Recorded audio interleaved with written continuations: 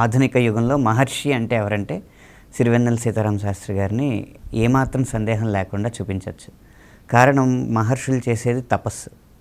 తపస్సు అంటే మనకి నిఘంటువు ఇచ్చిన అర్థం ఏంటంటే తపించడం అంటే ఏకాగ్రత చూపించడం, కాన్సన్ట్రేట్ చేయడం. 'ఖడ్గం' అనే టైటిల్ సాంగ్ రాయడానికి 9 నెలలు సమయం తీసుకుంది. 9 నెలలు ఒక పాటతో ప్రయాణించడం అంటే పాటల రచయితగా నాకైతే అసాధ్యం.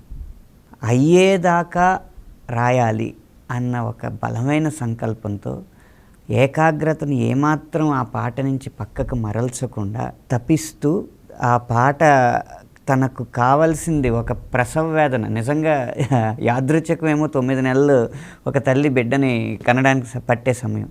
ఆ పాటను అలాగా కన్నారు. అందుకే నా హృదయమే నా పాటకు తల్లి పాట గురించి తపస్సు చేస్తారు. కాబట్టి ఆయన కవన మహర్షి.